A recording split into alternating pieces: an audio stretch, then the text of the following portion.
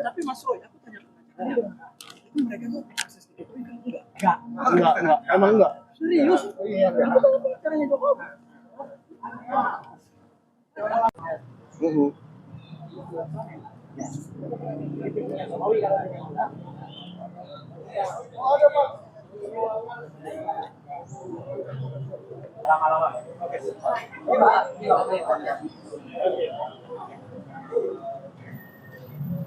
Penanganan terkait tentang dugaan ijazah terkait tentang klaster 1 dan 2. Klaster 2 sudah dilakukan pemanggilan. Kami menjelaskan bahwa 8 orang ini berstatus sebagai tersangka.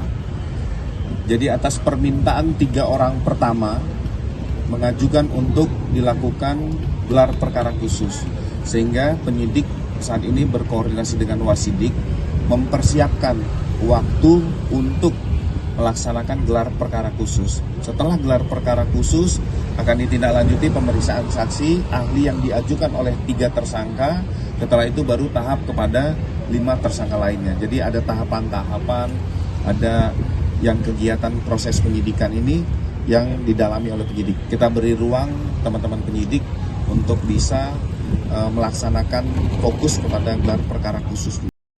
2025 dengan ini dinyatakan dibuka dan terbuka untuk umum.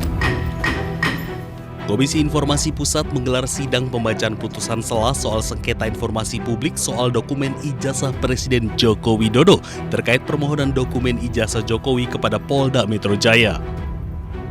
Sidang mengungkap adanya persoalan teknis administratif karena surat permohonan informasi yang dikirim pada akhir Agustus lalu tidak terdeteksi dalam sistem dan tidak mendapat respons dari kepolisian.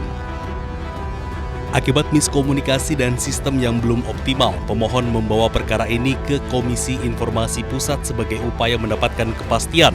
Mereka menilai adanya misinformasi serta kurangnya koordinasi internal sehingga permintaan terkait dokumen ijazah Presiden tidak diproses sebagaimana mestinya. Usai putusan sela, pemohon menyatakan akan segera mengajukan gugatan ulang. Mereka menilai masih mendapat dokumen yang harus dibuka kepada publik. Baru kita tahu situasinya ternyata memang ada miskoordinasi di kepolisian. Jadi surat kami kirim ke aplikasi PPID Polda kepolisian tidak direspon, kemudian juga ke surat ke Mabes Polri juga tidak respon. Itu baru diketahui pada sidang 2 minggu lalu. Polda Metro Jaya mewakili termohon tidak tahu bahwa ada surat tersebut. Jadi harus mereka baru dapat info itu ketika sidang. Nah, makanya keputusan kami menerima soal administrasi, tapi kami akan melakukan permohonan baru ke Polda Metro Jaya. Sidang berikutnya akan kembali digelar dengan agenda pemeriksaan uji konsekuensi dalam sengketa dokumen ijazah Presiden Joko Widodo. Dari Jakarta, Indira Utomo, M. Fakih, Ayus melaporkan.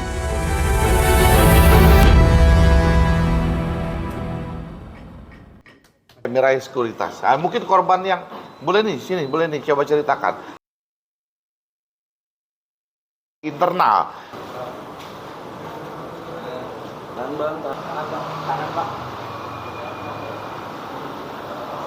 Menit ratusan.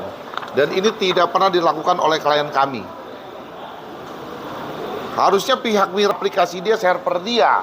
Aplikasi dia server dia. Itulah kita makanya kalau mau itu mesti lihat-lihat lah sekuritas. Antar keluar lagi. Gimana? Masuk sama rombongan. Dari mana? Dari luar kan.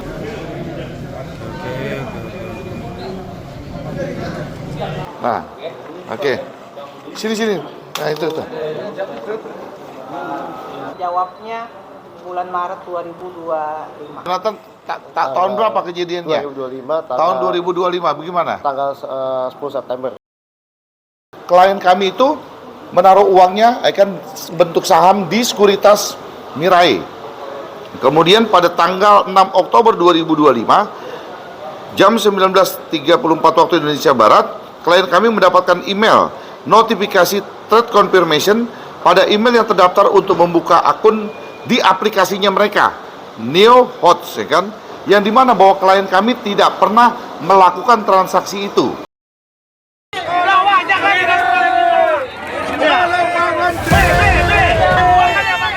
Menteri UMKM Maman Abdurrahman diserbu ratusan pedagang pakaian bekas impor di Blok 3 Pasar Senen Jaya, Jakarta Pusat. Para pedagang berebut curhat soal nasib mereka yang terancam gulung tikar usai larangan impor pakaian bekas. Menurut pedagang, thrifting merupakan sektor UMKM sehingga harus dilindungi. Kami di sini kebanyakan meminjam kur ke bank. Kalau seandainya thrifting ini ditutup, apa solusi dari kami? Apa mau kur juga tidak dibayar? Menteri UMKM mengatakan pemerintah tengah mencari formula terbaik bagi pedagang tanpa harus menabrak aturan. Kita akan mencari jalan tengah. Artinya jalan tengah, solusi terbaik apa untuk menyelesaikan situasi ini. Sebelumnya perwakilan pedagang pakaian impor bekas Pasar Senen mendatangi DPR meminta impor pakaian bekas dilegalkan. Mereka pun siap bayar pajak.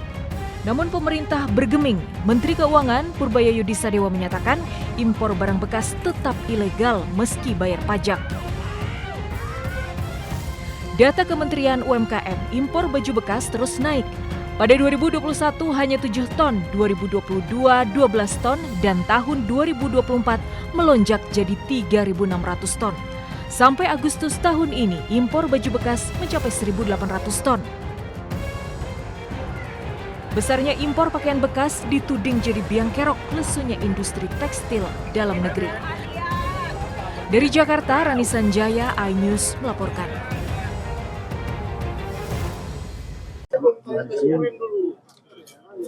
Tapi Mas Roy, aku tanya ke mereka tuh akses ke Jokowi kan enggak? Emang enggak? Serius? Iya. Aku tanya Jokowi.